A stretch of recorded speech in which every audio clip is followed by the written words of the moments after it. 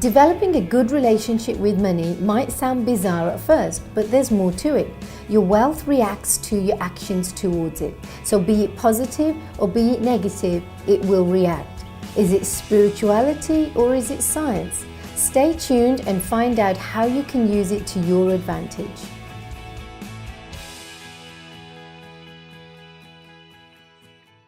So today, Janelle, we're talking about the relationship with money. Money is always this taboo subject, right? And I've learned in my experience and my career that to have a solid relationship with money is something that's really important and drives the success of your own wealth. So let's talk about that today, and tell me about your relationship with money. Well, I think your relationship with money is essentially your relationship with yourself. So, are you working in a job that you love and earning money by doing something you love? Or are you earning a lot of money in a job that you don't truly love? So it's about being really honest with yourself and realising you can earn money from doing something that you love. I also think it's about your relationship with your life and people in your life as well. Spending time with people you love as opposed to spending time with people you're not aligned with as well. So I think money is essentially evident in all areas of your life. And how would you say you can use having a good relationship with money to really manifest your own wealth? And tell us about some experiences that you've had in doing that.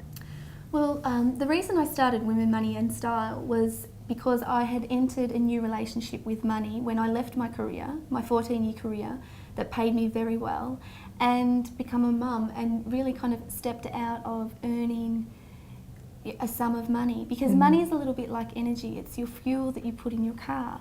So I think a lot of women also over the years have written to me and said, thank you, I've experienced the same thing. It then becomes about real teamwork. So it's quite easy if you keep working when you become parents, because you both still have your own fuel. But then when one of you decides to even just take a part-time job, the main breadwinner, then I think even though they are earning that money, that money is for the whole family. So your relationship with money, I think, when you're an individual, when you're single, it's just you and money. And describe that for us. How was that for you? And you mentioned a really good point of, when you get into a couple and a family as well, it changes. Yeah.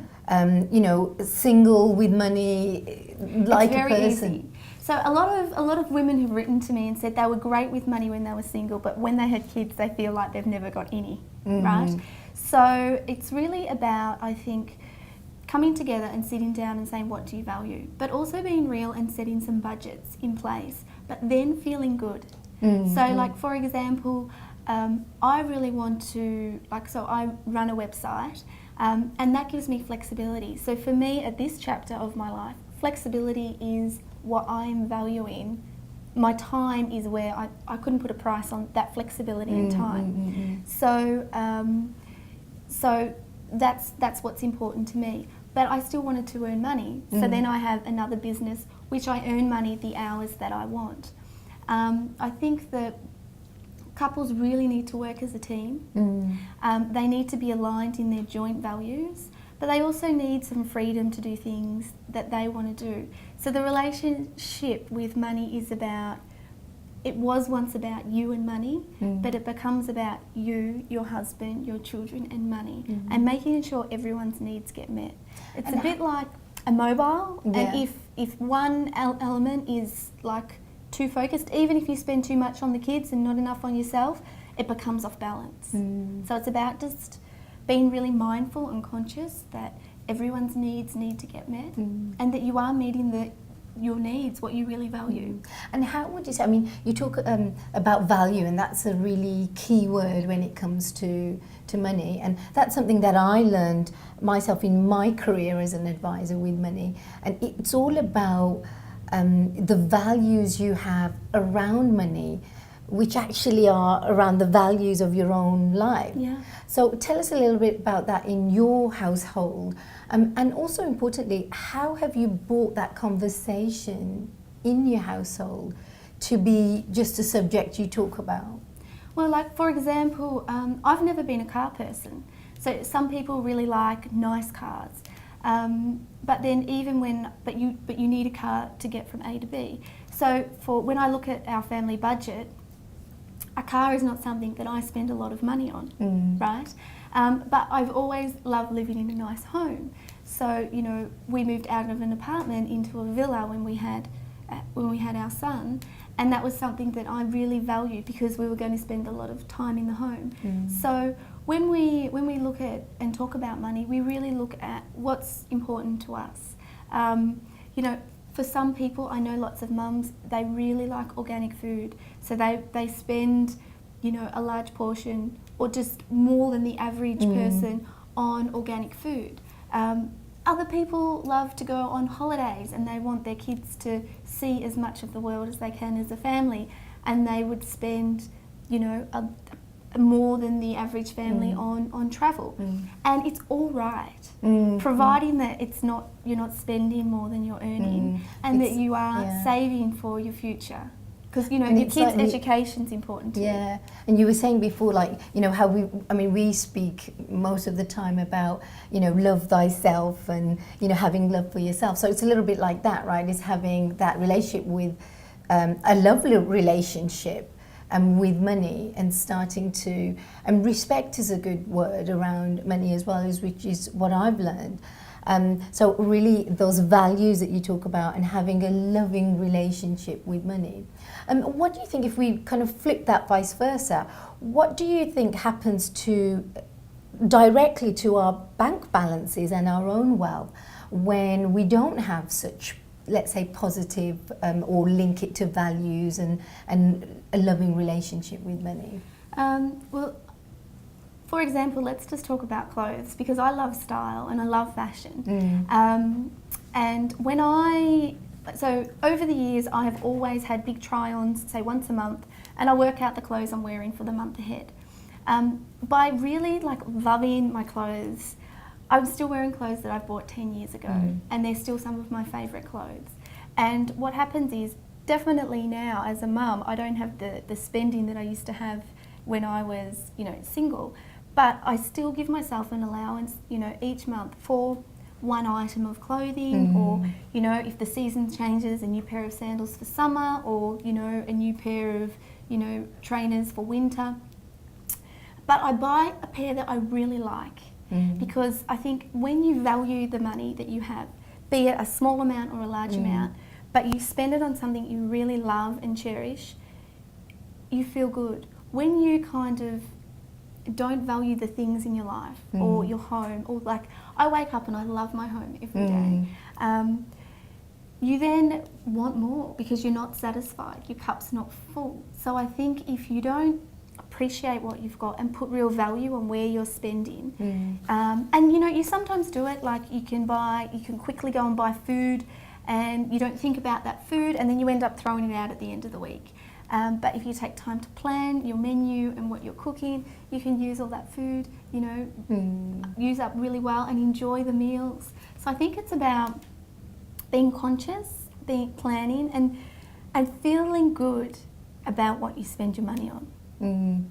And sort of lastly, let's just bring it back to your household with your son. So when you start to have family, how can you introduce your kids to having a good relationship with money right from an early age? I think the most important thing is, as parents, to not fight about money. I think that kids learn through the energy of the home. So if you as a couple can sit down, work out your finances and feel good about the decisions you make, your children will feel safe. I think when parents are fighting about money, kids don't feel safe. And a childhood should be joyous and fun and abundant and creative, and all of that stops when children don't feel safe. And I think if you don't feel safe in your childhood, you will take that through to your adulthood, unless you consciously go out to seek something else.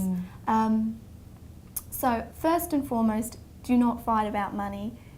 Step up to the responsibility and really work out what feels good for you. And then I would think, you know, you can do fun things. So like, and you know, this is the type of things you learn from your neighbours. And one of the mums was recently telling me that her son and her cook a lot, and they work out the weekly menu. She gives him a budget. And so like cooking with kids, you're constantly using numbers, because numbers are very much part of money, but then also budgets are great for kids, and it makes, you know, cooking exciting. But it takes time, so you've got to create that time to teach kids that and space. it brings that whole money conversation right into the household, you know, not as a, oh, let's not talk about money. It just becomes a regular conversation. But also the kids are so proud that they've helped contribute to something, and then they'll eat their dinner because they've gone, they've bought the food, they've helped cook, and they're just so proud of what they've contributed. So it's like very much, money is life. And when you realise that you can like refocus on it and like have like a really good perspective on the food that you cook for the family and create such joy and pride in that, you know, you don't need to be going out to fancy restaurants all the time if you don't have the budget for that. And when you do, it's a real treat and it's something special, and it's, you know, it's about the value. And food. Yeah. And food. And my last question to you, one of the biggest things that I learnt is to really define your relationship with money to help you grow your own wealth. So if I asked you, and if money was a person, what's your relationship like with that person currently? Yeah, so it changes over time. So when I was younger, I had a really good relationship with money, and I was very much in control of money. Now that person has extended into a family, and so money now, it's very much about compromise and just really being mindful of the needs of everyone else. And, you know, and knowing when someone needs, you know, for example, my husband loves photography, so he needs the time to pursue that interest, but also the camera equipment and all of the things that go with photography. And I love, you know, fashion and design, so I need the time and to go to Satwa and design outfits and things like that. Great. So it's not really about careful spending, it's about the value you put on spending. Yeah, and to just be conscious that everyone's needs are met. Great. Thank you, Janelle. That was a great episode. Thank you. Okay, so this week we have our viewers' question. My name is Fatin. I'm from Indonesia. I have a very good question about money issue. What we can do to build a good relationship with money? So there you have it. You've seen how having a relationship with money affects your own bank balance. So 3 things that you can do. One is first define your current relationship with money. Look at linking money with your values as opposed to you know, the physical spending and the monetary amount. And 3 is really have it as an open conversation within your household and not have it as a taboo subject anymore. So now we'll get into the project of the week. Get clear on what your current relationship with money is, and then decide how you want it to be from now on. Take a piece of paper and draw a line right down the middle. On the left-hand side, write down all the things you believe are true about money. So for example, money is security. I love money, I hate money. Money causes greed and envy. Money buys me travel. You get the picture? Good. So just brainstorm and don't think about it too much. And don't take longer than 10 minutes writing all this down. Now on the right hand side, write down how you feel about each belief and ask yourself if it serves you in having a great relationship with money. And do that for each belief system on the left hand side. Now turn your sheet of paper around and write down, if money was a person, what would you like your relationship to be like? So first, is it a him or a her? The fact is, you'll need money your whole life, so you better start shaping a loving friendship. So tell us how this project worked for you on the comment section below, and we look forward to seeing you next week on another episode of UAE Money Talk.